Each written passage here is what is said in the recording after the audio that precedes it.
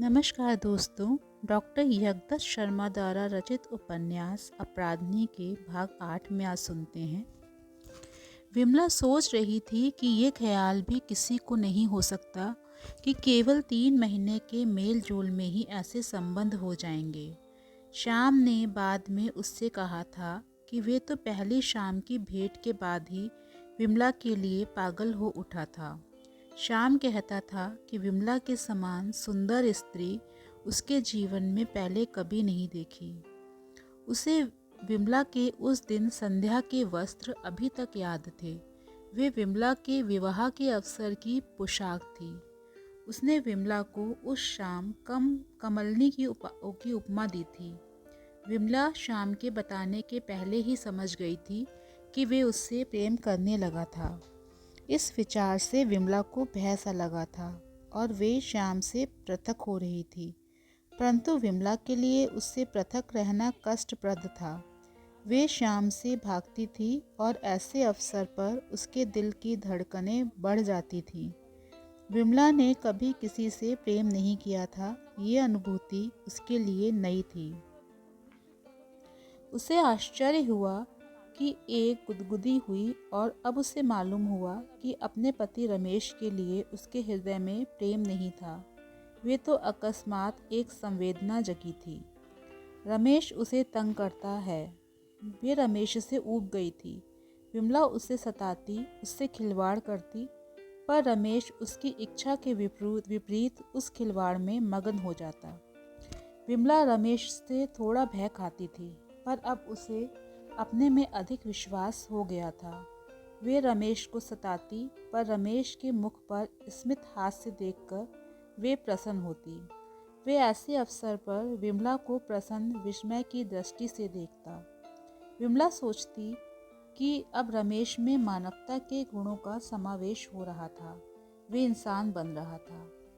परंतु जब श्याम उसके जीवन में आया तो उसके और रमेश के संबंध बिगड़ते गए।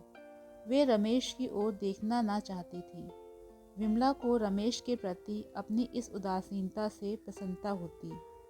वे जितना कुछ भी करती श्याम को लेकर करती, क्योंकि बिना उसके संभवतः वे श्याम से मिल भी ना पाती। वे अंतिम निश्चय करने से पूर्व थोड़ा डगमगाई, इसलिए नहीं कि वे श्याम के प्रेम के आगे झुकना नहीं चाहती थी। वे स्वयं भी श्याम को उतना ही चाहती थी, इसलिए कि इस फैसले में उसके संस्कार बाधक थे। क्या मुझसे कुछ रुष्ट हो? एक दिन डॉक्टर रमेश ने पूछा। विमला ने धीमी आवाज में उत्तर दिया, नहीं, मैं तुम्हें पूजती हूँ।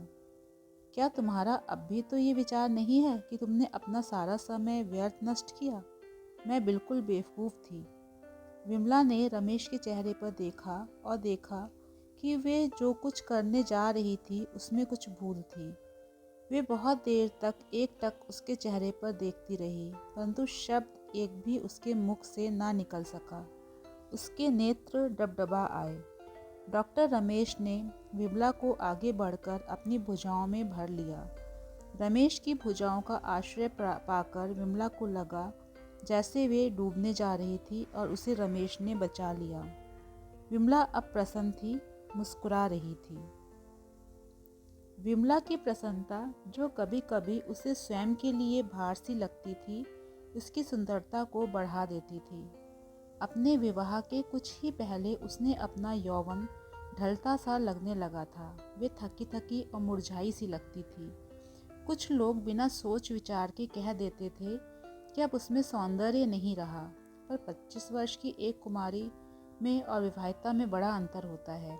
वे उस गुलाब की कली की भांति थी जिसकी पंखुड़ियों ने पिलाई पकड़ ली थी और अब वे पूरे गुलाब की भांति खिल उठी थी।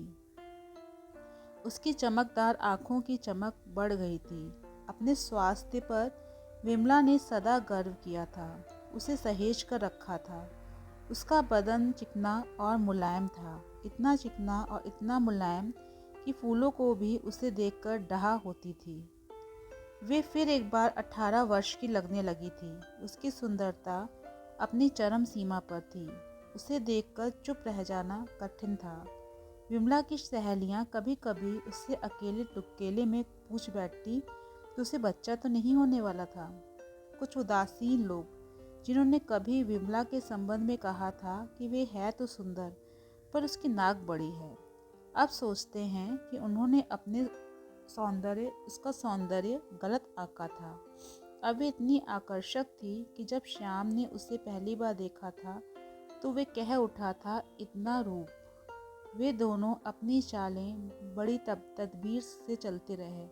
श्याम ने दुनिया देखी थी और उसे कोई चिंता भी नहीं थी, परंतु फिर भी विमला को देखकर वे कोई भी खतरा मोल नहीं लेना चाहता था। वे एकांत में नहीं मिल पाते थे। श्याम के लिए तो ये मिलन भी काफ़ी था, परंतु विमला के लिए उसे इंतज़ाम करना था। कभी वे क्लब में मिलते, कभी विमला के घर पर, जब दोपहर के भोजन के पश्चात वहाँ कोई नहीं होता था। विमला उससे घर से बाहर ही अधिक मिलती थी। विमला से जब वे मिलता तो बड़े औपचारिक ढंग से। विमला को उसका व्यवहार बड़ा अच्छा लगता था। वे हंसमुख था, वे सबसे इसी प्रकार मिलता था। उसकी इस तरह की बातचीत सुनकर कोई भी नहीं कह सकता था कि वे विमला को आलिंगनबद्ध करना चाहता था। श्याम विमला का देवता बन गया था। अब वे जब पोलो की वर्दी में बूट पहने होता तो देखते ही बनता।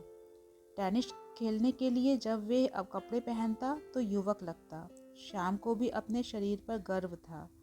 विमला ने किसी भी पुरुष का शरीर श्याम की भांति पुष्ट और सुंदर नहीं देखा था। वे अपने शरीर का बड़ा ध्यान रखता था। उसने कभी डबल रोटी, मक्खन या आलू खाए ही नहीं थे। वे बराबर कसरत करता था। श्याम अच्छा खिलाड़ी था। 1 साल पहले उसने टेनिस चैंपियनशिप जीती थी। वे नाचता भी बहुत अच्छा था। विमला ने कभी इतना अच्छा डांसर नहीं देखा था। बहुतों के लिए उसके साथ डांस करना केवल स्वप्न था। श्याम को देखकर कोई अनुमान ही नहीं लगा सकता था कि वे 40 वर्ष का था। विमला ने तो कह दिया था कि श्याम 40 वर्ष का है। इस पर वे विश्वास नहीं कर सकती। वे कहती, मुझे यकीन है तुम झूठ बोलते हो, तुम्हारी अवस्था 25 वर्ष से अधिक नहीं है। वे हंस देता। उसे प्रसन्नता होती विमला की बात पर। सुनकर उसके साथ ही विमला भी फूल जैसी खिल उठती और समझती कि उसने श्याम को उस रहस्य को पहचान लिया है जिसे अन्य कोई नहीं पहचान सका, उसकी पत्नी भी नहीं। विमला, मेरे पुत्र की अवस्था 15 वर्ष की है। मैं अधेड़ आदमी हूँ। अगले 2-3 वर्षों तक बुढ़ा हो जाऊंगा। श्याम विमला की बचकाना बात सुनकर कहता, तुम 100 साल के क्यों ना हो जाओ, फिर भी मैं तुम्हें पूछती रहूंगी। विमला को श्याम की काली भौहें बड़ी भाती थी। वे सोचती थी कि कहीं इन्हीं घनी भौहों के कारण तो श्याम की आंखें दूसरे को चक्कर में नहीं डाल देती। वे सोचती रहती, परंतु उसकी समझ में कुछ भी ना आता। विमला सोचती कि श्याम सर्व गुण संपन्न है। वे पियानो बजा लेता है, गीत कितने अच्छे गाता है, उसकी आवाज़ में कितना सोज है, कितना माधुर्य है। विमला के विचार में श्याम के लिए कोई काम ऐसा नहीं था जो वे नहीं कर सकता था। वे अपने दफ्तर का काम भी बड़ी चतुराई से करता था। जब कभी वे विमला को बताता कि गवर्नर ने किसी कार्य विशेष के संपन्न हो जाने पर उसे बधाई दी, तो वे मारे प्रसन्नता की फूली न समाती थी। उसकी मुस्कुराहट से विमला के लिए प्रेम उमड़ पड़ता। वे कहता, ये मैं ही था जो इतना कठिन काम कर सका, दूसरा कोई इसे नहीं कर सकता था। विमला सोचती, मैं रमेश की पत्नी ना होकर काश इसकी पत्नी होती तो मेरा कितना बड़ा भाग्य होता। उसे श्याम की तुलना में अपने पति डॉक्टर रमेश नाचीज प्रतीत होते। उसके मन में रमेश के प्रति घृणा होने लगती। अपने भाग्य पर उसे पछतावा होने लगता। विमला को उस घड़ी पर पछतावा हो उठता जब उसने रमेश के साथ विवाह का प्रस्ताव स्वीकार कर लिया था। काश वे दिन उसके जीवन में आया ही ना होता, तो वे स्वतंत्र होती और श्याम से मिलने जुलने में उसे कठिनाई ना होती। उसे फिर इस प्रकार छिप कर श्याम से मिलने ना जाना होता। वे खुले खजाने जाकर श्याम से मेल कर पाती। वे फिर जहाँ चाहती श्याम को बुलाती और जहाँ वे उसे बुलाता वे जाकर उससे भेंट करती। विमला को हार्दिक खेद हुआ कि उसने व्यर्थ अपना स्वतंत्र जीवन नष्ट कर लिया। तो दोस्तों, इस प्रकार अपराधी का भाग 8 समाप्त होता है। मैं जल्दी आपके समक्ष भाग 9 लेकर के आऊँगी। नमस्कार।